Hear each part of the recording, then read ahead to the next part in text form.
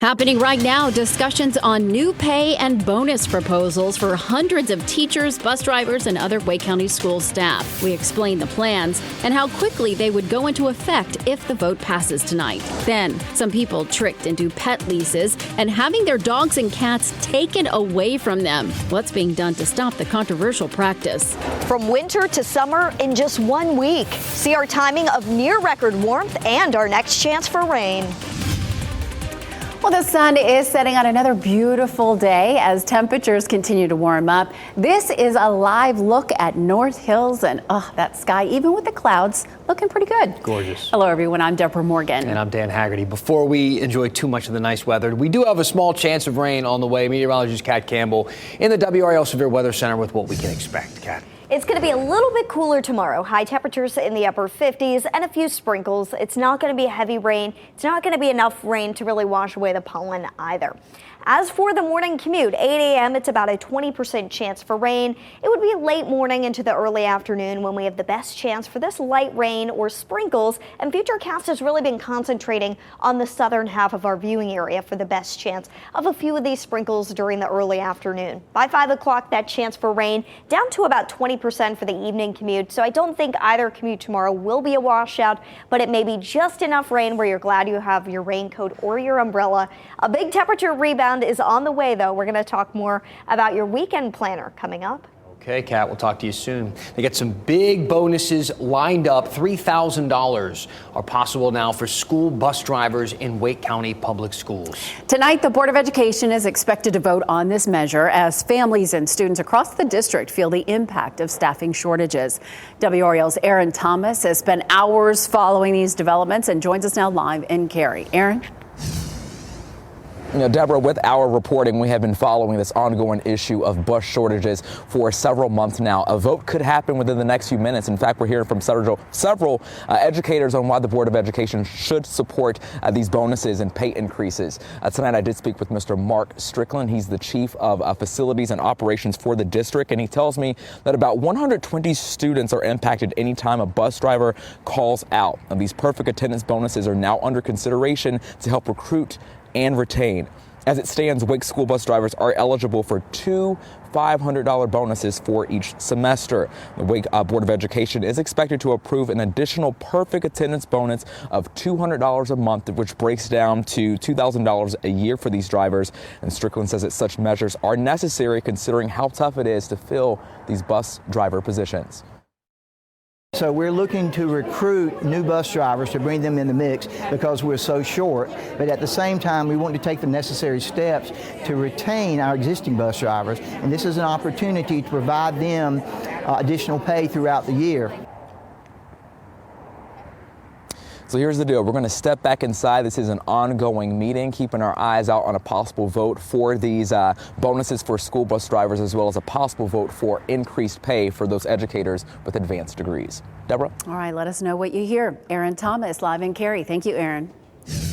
I'm Mark Boyle in the Live Center, following some information coming out of State Street in downtown Raleigh. Take a look at your screen right here. Sky 5 was overseen when investigators arrived, found a fire at a home there.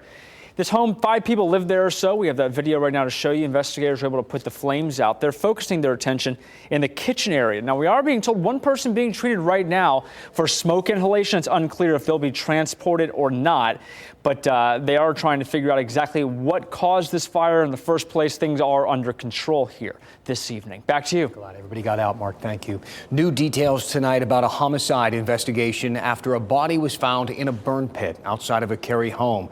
In the last few hours, police identified that person who was killed as 34-year-old Cecily Walker Scott. At last check, police were still collecting evidence from that scene on Dorset Drive. 35-year-old Ian DeLauder was identified as the homeowner. He was found with a self-inflicted gunshot wound and is in critical condition in the hospital. WRAL has learned that since 2018, Cary police have been called to the home for various things, 21 total times. A PE teacher and football coach at Southeast Raleigh Magnet High School is accused of sending sexually explicit Instagram messages to a student. This afternoon, Armando Brown faced a judge for the first time. The 27-year-old is charged with attempting a sex act and indecent liberties with a student. Prosecutors say Brown messaged the girl through Instagram, asking her questions about a sex act and trying to arrange a meetup at his home. The executive director of child abuse prevention group Safe Child says cases like this are a reminder to parents to monitor their children's use of technology. I recommend that we proactively have these conversations. You want to inform and empower your children before anything like that might happen, so they know what to do when something doesn't just seem quite right. Brown resigned from the school system Friday. In court, his attorney told the judge Brown maintains his innocence. Right now, he's being held in jail on a $50,000 bond. The parking lot at a North Raleigh apartment complex turned into a crime scene this morning. Sky 5 over Autumn Point Apartments. It's on Bremer Hall Court around 11 a.m. Police say they found a man there who was shot. That man is expected to be okay. You can see a good portion of that area, though, that parking lot blocked off with police tape, a handful of evidence markers scattered there on the ground. Police have not named the shooter. We've all heard of leasing a car, but how about leasing a dog or cat? Pet leasing has become controversial, with some owners having their pets repossessed. Today, a bill to ban the practice cleared the committee, the Commerce Committee, that is, in the General Assembly. WRAL's Joe Fisher reports. This purebred Pomeranian is listed online for more than $4,000. Financing is an option, but new legislation is aiming to end predatory pet leasing to protect pets and owners. The bill says the practice is on the rise. They came across a family who had bought a pet, or thought they had bought a pet from a pet shop, only to find out later that the contract they had signed was actually a lease. And they actually did not own the pet at all. Representative Wesley Harris of Mecklenburg County is sponsoring the bill that says people are getting tricked into monthly payments with outrageous fees to eventually own the pet. House Bill 226 would prohibit leases and payments that don't result in pet ownership and make it illegal for pets to be repossessed. That's not good for the family. That's not good for the animal. The bill would still allow leasing of purebred dogs for breeding, as well as service animals and pets used for entertainment. The American Kennel Club supports the restrictions, saying, quote, AKC opposes predatory leasing practices that victimize potential owners, undermine a lifetime commitment to a pet, and do not confer the rights and responsibilities associated with legal ownership of a pet. Like this has happened? Because I promise you I'd never heard of this until I read this bill. It's more of a preventive action in the sense that this does happen, and it's capable, and more importantly, it's capable of happening. I'm Joe Fisher, WRAL News, Raleigh. I had never heard of this either. Even though the pet leasing bill cleared the Commerce Committee, it still needs to make it through two other committees before a vote on the House floor. North Carolina's Attorney General has sued a realty company 5 on Your Side has warned you about. We've told you about MV Realty and how they offer homeowners cash to sign homeowner benefit agreements. But people don't realize these agreements lock them into a 40-year contract to use MV Realty as their listing agent or pay a heavy penalty to break that contract. The AG's lawsuit says MV violated several laws, including bans on unfair and deceptive practices. Happening right now, residents in Roanoke Rapids are looking for some answers on why the chief of police is on administrative leave. A council meeting is underway at this hour, which will include a closed-door session. Earlier this month, Chief B.L. Martin and Captain Jamie Hardy were placed on administrative leave. However, the city has not released the details as to why. We have a crew at the meeting, though, pushing for the details on why the two leaders within that department are on leave. St. Augustine University and Wake Tech have strengthened their partnership to offer even more opportunities to students. Wake Tech students eligible for course credits in criminal justice and business management are now able to take those courses at St. Aug. St. Aug is one of many schools that partners with Wake Tech to offer students a path from community college to a 4-year university. It has now been almost a month since 4 Americans were violently kidnapped in Mexico. Coming up, we speak with an attorney for the survivors survivors about how their lives will never be the same. Plus, a big step forward in making sports betting legal in North Carolina. Hear what's next and how likely it is to get the legislation passed after the break.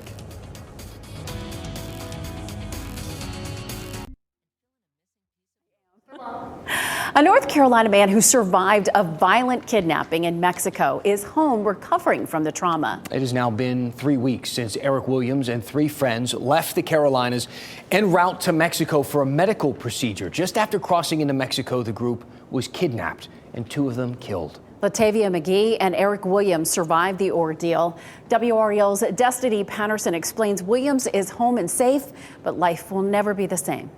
8 surgeries. I'd like to thank everybody for the prayers and the donations for my speedy recovery. 3 weeks in a hospital bed. And still, not enough time to make sense of what they're calling a nightmare. He's to be expected the same way any person would be that has experienced a situation as traumatic as he's experienced. Williams was one of 4 Americans brutally kidnapped after crossing the U.S.-Mexico border on March 3rd. But he and Latavia Washington McGee were the only survivors. It's not just about Mr. Williams and Miss Washington. There were 2 other persons whose families are also in pain as a result of what happened. Williams and Washington are still in the hospital, so one of their attorneys, Jason Keith, agreed to sit down with me for a Zoom interview. He says this is about helping their families in the best way he can. What happens next? Now he's in the hospital. What happens after this when it comes to the legal part of all of this? Trying to find some means of getting some money to help pay for the extensive amount of medical expenses that all parties have had to already pay and that they will have to pay in the future. The details of what happened during the attack are still not clear, but we do know it'll take time for everyone involved to heal. It's going to be recovery. Everything that he's experienced and they've experienced is going to be a day-by-day process. As his clients focus on getting better, Keith says he'll spend his time getting justice and holding those responsible accountable. Destiny Patterson, WRAL News. And that attorney says Williams has been able to see his family, and he expects that his clients will also need therapy following this incident. A Wake County mental health facility lauded for its comprehensive care is breaking up its provider team. Mental health advocates showed up at Wakebrook Tuesday afternoon, urging the county and UNC Health to work out a contract resolution. Wakebrook provides inpatient and outpatient mental health and substance abuse services. It's become a model for helping law enforcement find care for people instead of taking them to jail or an emergency room. Mental health advocates don't want to break up a vital community resource over a money dispute. It's a very integrated model of care that works for the patients with dignity and respect for the patient. I think that will be lost because another cheaper alternative is not going to provide that level of service. UNC's contracts are set to expire over the next year. Wake County spends close to $14 million a year on Wakebrook and commissioned a study to find a more efficient mental health service model. Well, this afternoon, legalizing sports betting in North Carolina passed a small group of lawmakers. A House committee approved the legislation today, and that's good news for those pushing to make sports betting legal. It's important to keep in mind this is a small step in a very lengthy process. WRAL investigative sports reporter Brian Murphy joins us now via Zoom to explain where this issue stands. Brian, you were in that committee meeting today. How did it go? Well, it went well for supporters of the bill. They were able not only to get the bill through committee, but they defeated 2 amendments. One that would have prohibited the use of credit cards to fund these sports gambling accounts, and the second would have removed college sports gambling from the bill. Both of those amendments were defeated, and supporters were able to move the bill on. What's next in this process? Well, it's moving pretty fast. Tomorrow it'll head to the Finance Committee and then the House Judiciary Committee. If those 2 committees pass the bill, it could be on the House floor as soon as Tuesday of next week. Wow. Similar legislation failed last year by a single vote. Does it seem like more people are on board with sports betting this time around? It does. There's been a big changeover in the House of Representatives, and there are 55 sponsors of this bill. That's almost all the votes that you need to pass it in the 120-member House. But there is fierce opposition to this bill. I expect a lot of amendments, a lot of proposed changes, and a lot of opposition and debate against this bill before it gets, passed into law. So even though we could perhaps see this on the floor next week, it's going to go through amendments and lots of votes before we get to some kind of final agreement that everybody on both sides can agree to. That's right. These two committees, I suspect we'll see more amendments proposed, perhaps some adopted. And then when it gets to the House floor, lawmakers can also propose amendments there. It was last year on the House floor that college sports got taken out of the bill. So a long way to go, but it may happen in a very short period of time. WRAL sports investigative journalist Brian Murphy, thanks so much for your time. Happening right now, Fuquay Arena could become the next community to develop one of these social districts that keep popping up in all of our areas, cities and towns. That means people would be allowed to walk in designated downtown areas with alcoholic drinks from participating businesses. The social district in Fuquay Arena would be two different areas. This is a look at the first one here, and another section of downtown.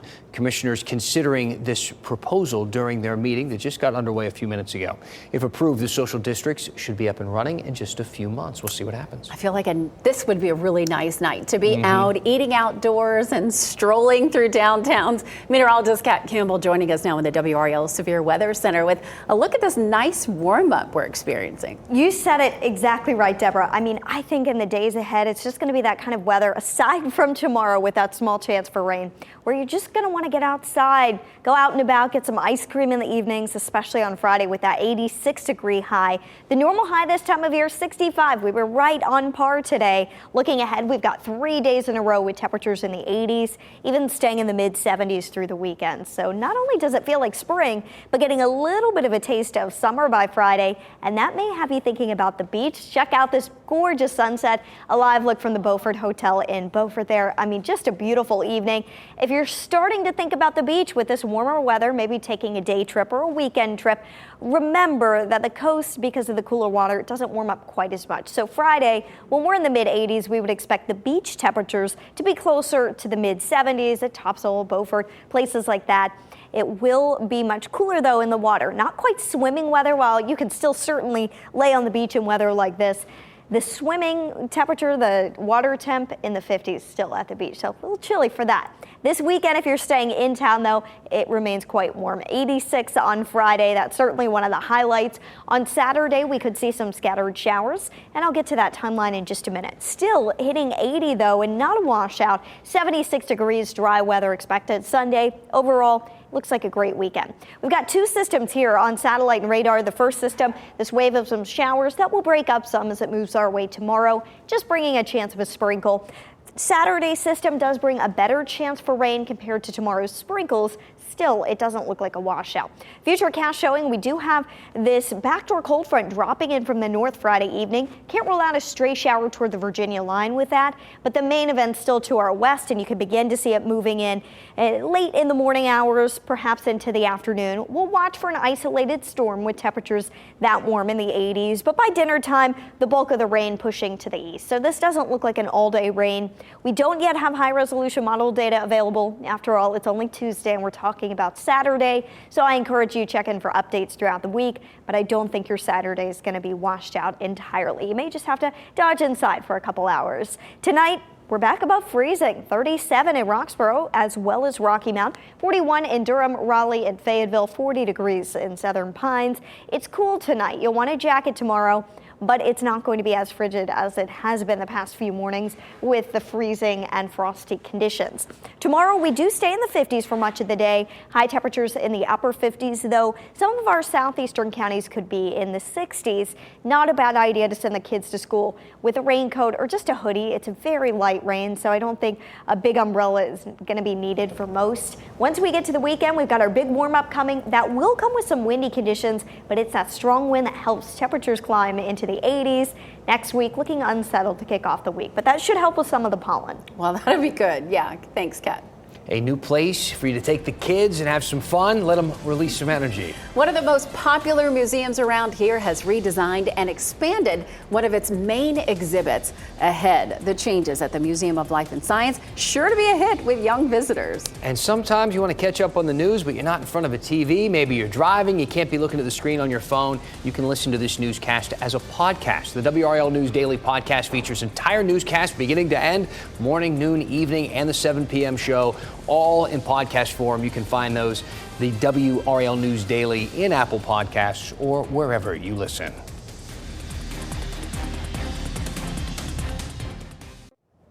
This evening, it was a big night. WRAL's 5 on Your Side connected more than 700 viewers with tax experts for the annual Tax Pros on Call. The experts were on hand for 3 hours to answer any and all of your tax filing questions.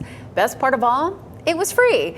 We know many of you still have questions ahead of April 18th. We do have additional resources on WRAL.com on how you can get tax help for free or at least at a reduced cost. Durham's popular Museum of Life and Science has a new attraction. The newly redesigned and expanded Play to Learn exhibit officially opened today. This is for the little guys. The museum gave us some video so we could check out all the fun they were having. There's a space for gentle play, so for the littlest of the kids out there, little guys, and then areas for some of the older kids, as you can see, to build things and learn about lights and shadows, and plenty of fun exercises. Can I play too? Yeah, that looks really. Like and you know, blast. I'll tell you what, when it gets really hot outside, that's the place to be. Yeah, you need a little air conditioning and have some fun with the kids. The Canes still cashing in on the success of last month's Stadium Series game. Yeah, the Canes are selling some of the banners you saw around the city promoting the game held outside at Carter Finley Stadium. They were on utility poles in North Hills, along Glenwood Avenue, Hillsborough, and Fayetteville Streets. Visit Raleigh said the game and the weekend events generated more than $20 million. If you're interested in buying a banner, visit the team store at PNC Arena. This is a live look at Dix Park in Raleigh. At this time next week, you're going to see the stages coming together and banners going up. Today, R&D Brewing announced a new brew made exclusively for the festival. That view's making me want to sip one. It's called the Dreamsicle Festival Brew and will only be available at the festival. Dreamville is at Dix Park April 1st and 2nd. Organizers closed the big field yesterday to get things set up. Tickets already sold out, unfortunately. Yeah. Maybe next time. See you at 10 and 11. Keep watching WRAL News over the air Channel 34 and Spectrum Channel 1257.